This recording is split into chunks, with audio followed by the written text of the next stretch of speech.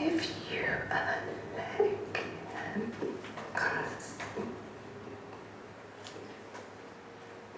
use saved my leg and my foot and my torso and my heart.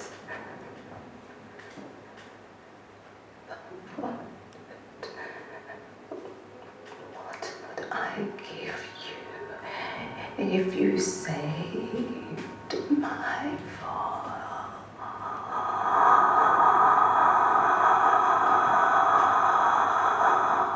The only information on these sounds I had from Stephen was the CD is called Music for Earbuds and is composed entirely from headphone feedback, which makes them surprisingly organic as well as electronic sounds. I spent the following week dwelling on these surprisingly organic sounds as I imagined them before even listening to them. Or maybe I had begun to listen anyway. I have a habit with listening. When I hear of a record or sound piece before I hear it, I anticipate and deliberately infiltrate my experience and memory of it. Call it an exercise in fabulation, an investigation of the tangles in the listening, writing space, or simply the will to prove that a sound is never a self-standing entity, but is connected, haunted, and contaminated by its listeners and their histories. So here I am, skirting the edges of these not yet heard sounds, listening to, listening in, but always out. I have a habit with listening. It responds to titles before I listen, or maybe because I have always been listening. Music for earbuds, ear. Buddy, who's out there? Sound it again, please. Who's that? Here. I have a habit with listening. It makes me write even when I don't know what to say. And today, after playing over and over these sounds at last, I write, ringing, buzzing, these sounds spiraling frenzy, these sounds so stark and stubborn hit against their form. I slide on their surfaces. These sounds, so alien yet alluring, call me to spend time with them, attend to them. These sounds mark the edges of hearing and understanding. The rest will remain a mystery. This ring, buzz, these sounds, spiral, frenzy. I have a habit with listening, and sometimes it's obsession. These sounds take me to the edge of understanding. The edge here is the ear that hears. My listening encounters nothing but itself in these sounds. There is no key into or out of these sounds, only the endless play of their fabrications. Shatter any notion of sound as signifier. If I had to name these sounds, it would be something wild, an incantation that returns and turns and generates a new meaning in itself, like these sounds. Why am I listening to these sounds?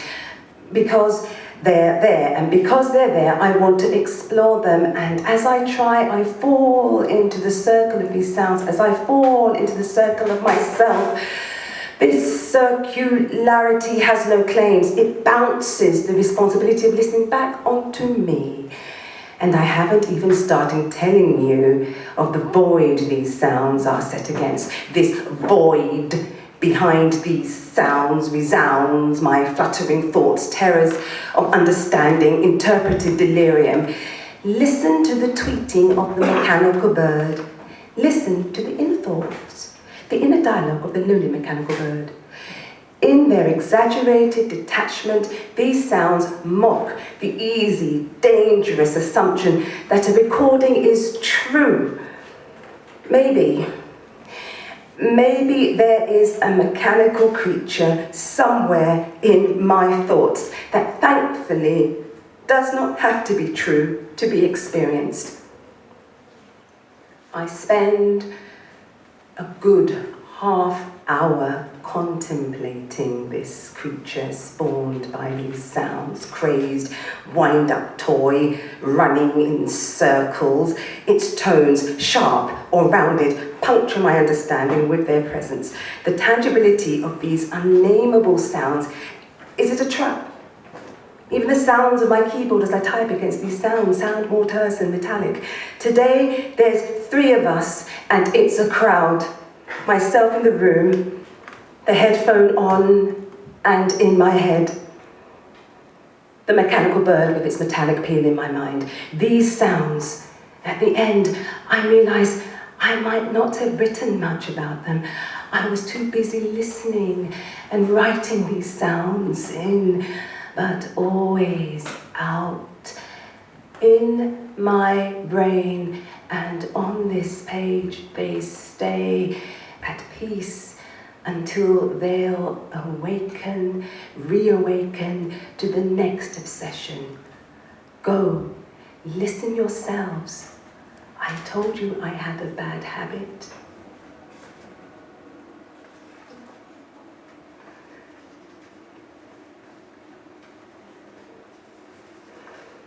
The voice recorded and transmitted. The sound of the sigh of the listening woman, present and cyclical. Every beginning a sequel, each beginning a sequel equal. Contingent, cyclical logic in the space of listening. Repeating this, repeat this, and repeat. Here I am to begin. In the beginning, cyclical. Sometimes I forget how to record each contingent cyclical beginning. So here I am using over the mesos and the assonance of sequel and cyclical. Can I begin by imagining a cyclical sequel? Can I write and rewrite this sigh and this song and this listen as a cyclical sequel? In all this, I become sequel and cyclical, quizzical. I once heard there is a cyclical logic in the space of the repeated listening. It takes effort to understand. It takes effort to understand. It takes effort to understand. It takes effort to understand. It takes effort to understand why there is a cyclical logic in the space of my repeated listening. And here I am, musing over the sequel and the cycle. Every beginning is sequel. Each beginning is equal. Contingent, cyclical logic in the space of listening. Listening closer in each beginning. We may never comprehend the source of the sounds within our soul, so contingent and cyclical. You must not listen closer. You must listen distant, far away, distracted. Then you might discover these sounds. Did I ever mention there might be cyclical logic in the space of listening? Will you ever discover that you must listen distantly to discover these sounds? Every beginning, a sequel, equal. I found these sounds again, these cycles, cyclical. Let these words go where they let them be heard and then let me, siphon, Ben, only let me drink them until they're scared of presences. Left no tones, no weight, only necessary feeling that the words don't creep up and know what the secret thing is about. I no longer write much, and sometimes I no longer write, because I could not be clear. I got here. For the world-determined minds I descended and drowned in the waters of the wordy. For the world-determined thoughts I drowned in the narrow well of linear. Determined their thoughts I drowned and descended. The world-determined mind, the consequential. The world-determined wordy mind that overwhelms world-determined wording writing. When my words began to withering ways, I would stare at the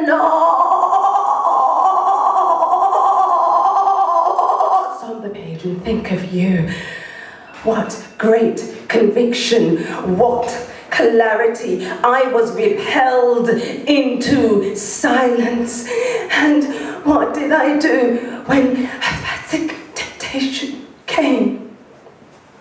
What I did, I received it as it silently moved, subterraneous, and eroded these words.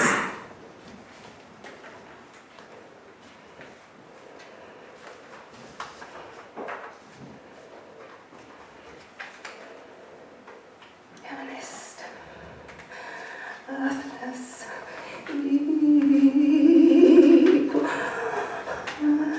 tunable, thoughts luminous, stupendous, evening strains to be time's vast womb of all, home of all, hearts of all night, her fond yellow horn light wound to the west, her wild hollow horn light hung to the height, waste her earliest stars, stars, principle overbend us, fire featuring heaven for earth, her being has unbound.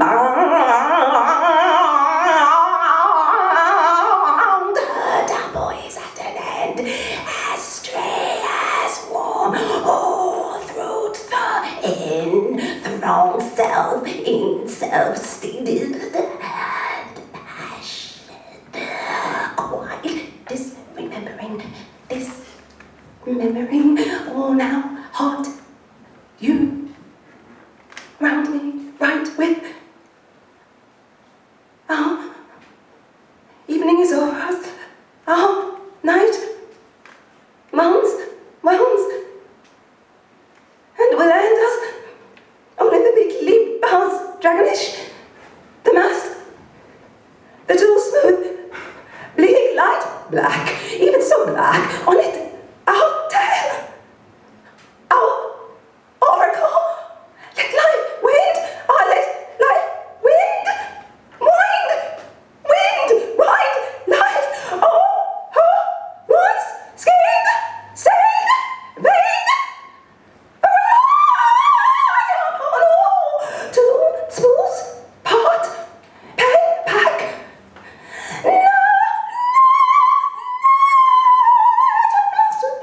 black, white, right, wrong, reckon back. But these two wear one wear, but these two tell each of the other of a rack, where self-wrung, self-strung, sheath and shelterless thoughts against thoughts in groans, grind. I give you an air because you saved my air. I give you an eye because you saved my eye. I give you a leg because you saved my leg, and my foot, and my torso, and my heart. But